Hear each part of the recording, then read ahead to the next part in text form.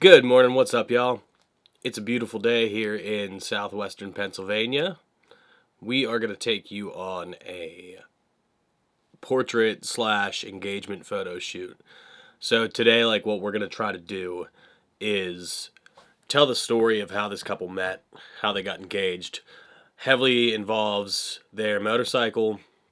We're going to be between two different areas, Friendship Hill, which is a federal park, and Ohio, which is a state park.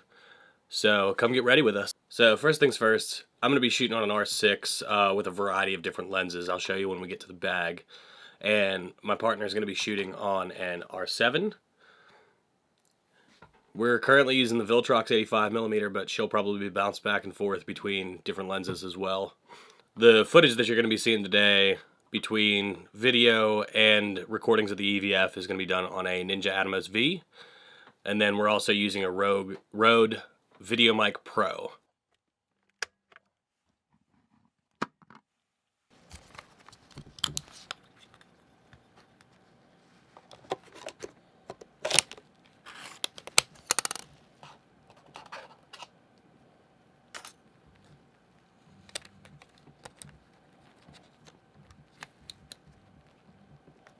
Alright, so for starters here, I keep the Canon EF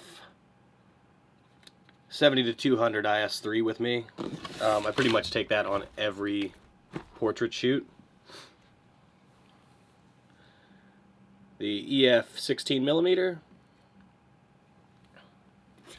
and that pretty much comes with me every day too.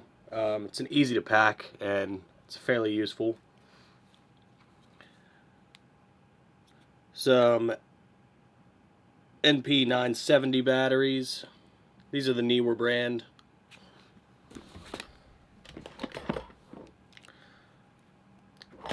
Some LPE 6NH batteries.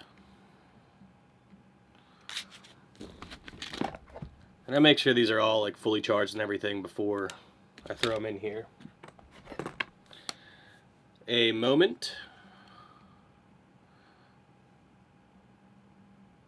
This is a 20% Cinebloom diffusion filter. And this doesn't come out a whole lot, but that's more so for stylistic shots. I always keep an extra lens cap and body cap with me.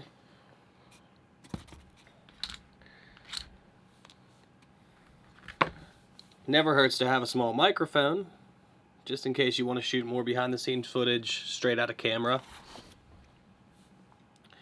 And then I almost always have my DJI Osmo Mobile 6. And same reason, I can just throw my phone on there real quick, shoot behind the scenes footage, shoot tracking footage. And this is all stuffed into a low pro Tactic 450 bag.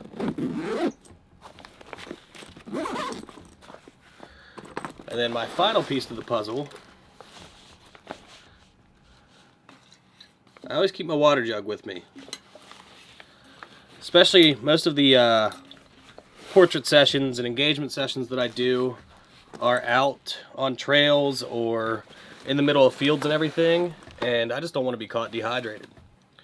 One last thing to mention, I always keep this little multi-tool clamp with me. Never hurts to have it. Lots of useful stuff on it. I do keep tools in my bag as well, but this one's quick, easy access, just in case I need to grab something. Now for her bag, we start off with batteries again. We just throw 2 in there. As I said before, she shoots on an R7. Pop that in there. She has a nice little Gram Media strap. The Viltrox 85mm. We probably won't use this much today. It is the Canon RF 100-500L, but she pretty much keeps it in her bag at all times, just in case we see some kind of critters that we like. And then finally, we're going to throw this 24 to 105, which I think this will get a lot of use today with them filming, or us shooting them on a motorcycle. I think it'll help having that zoom on there, especially while we're moving. And then last thing, for that moment lens, moment filter, is just some adapter rings. I have a whole bag of those. And currently, she's just in a little Canon bag. She doesn't carry quite as much equipment as I do. So, plan for the day. We're going to start at Friendship Hill, do some of their engagement session there. They're going to hop on their motorcycle, and we are going to ride with them up to a high pile, which will be our second location. So we'll be shooting the whole time between Friendship Hill and High Pile, and then we'll do the final engagement session at Cucumber Falls, which is part of a High Pile, and it's also the place that he engaged her.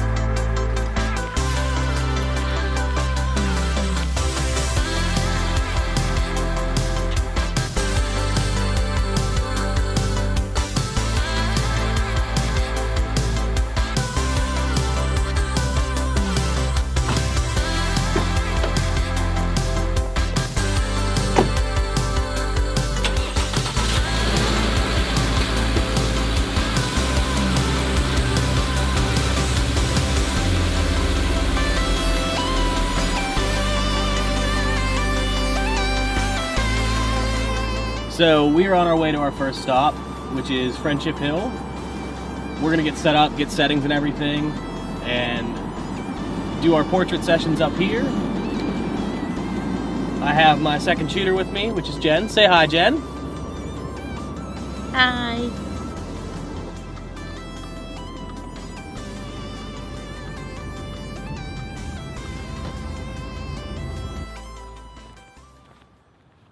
Alright, so we're here at Friendship Hill. We're waiting on the couple to get here. This is going to be our primary spot that we're going to be shooting stuff. We're also going to kind of go into the woods, hit some different angles, different couple shots, and we're going to utilize their bike to get some more emotional and like sentimental pictures for them, since that's what brought them together when they met.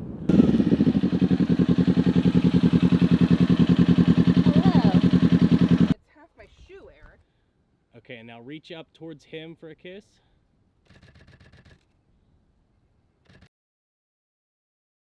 Yeah, you can walk. Now look back at me. Alright, so we're done at the first location. We're going to get some shots of us rolling up to a high pile, and we're going to close out the session there.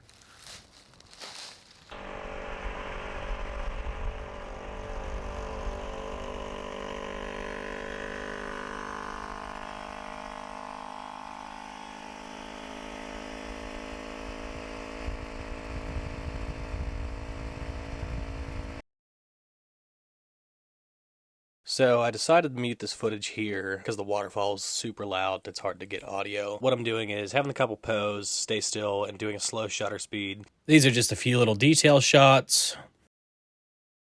And then Jen actually took Shannon in the water, and I was on the 70 to 200 shooting from there. Right here is the beginning of the drone footage, so you'll see the drone following behind them. Later on in the video, I'll have that actual footage, but basically pulled up and wanted to show like an overview of them pulling off away from us. All right, y'all, so we just wrapped up down here at Cucumber Falls at a high pile. We got some rolling shots, some drone footage, and the full engagement session down there. We're gonna take it home now, edit everything. I'm gonna let you guys be part of that too.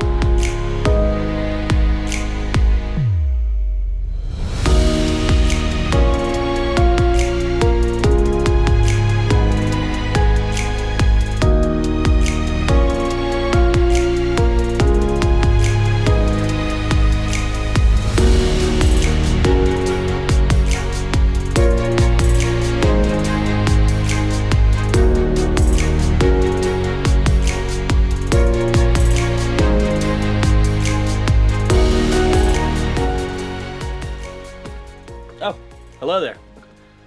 So as you can see, we've made it back to the office. What we're going to do now is throw some of these photos into Photoshop. And I kind of have an idea of what I want to do with this. So I'm going to build out a layer of just them as the subject, apply a linear blur to the background, and then potentially a radial blur to the wheels, and give it that effect that they're moving like fairly quick. And I'm sure you've seen this in like Formula One shots or any kind of like moving vehicles. So after we're done with that, we'll take it from there into Lightroom rather, and then I'll do my color grades and final edits, export, and I'm going to take you guys along for the way. Now we're going to get into editing these photos. First thing with this particular photo I wanted to do was upload it into Topaz, do a little bit of sharpening and fixing some of the motion blur on the bike. So I've selected a few photos here just to kind of get an idea of which one I wanted to use and which framing I like the best, and also which one like started off the sharpest before I even applied any sharpening. Then I'm going to put it in Photoshop, and as you can see, I've selected the bike and Eric and Shannon. Essentially what I've done is created a second layer that I can move that around. I'm going to select the inverse of that and then remove the background. So layer 2 will just be the bike. The way I did that was selecting the subject, inversing, and hitting the delete button. So I'm going to go select a neural filter and a linear blur, and then I'm just going to apply that to the background layer. And as you can see here, it's created what looks like them in motion. Finally, I'm going to export that and load it over into Lightroom. So in Lightroom, after the photo's done in Photoshop, I've exported it in a PNG so it retains all the information, dynamic range, and then I'll apply one of my presets to it. And sometimes I'll go through these and see which one I like the best and what fits the mood. I picked deep blue in this particular one. Went and did some tweaking, some color calibration, and then finally went through and removed some of the artifacts. There was a parking sign there. I'm going to apply different sharpness, some layer masks, just kind of make little minor tweaks and get the effect that I want. So I felt like they were a little bit too sharp on the foreground. Decreased the sharpness, and then finalized the clarity and the texture, and did a full export.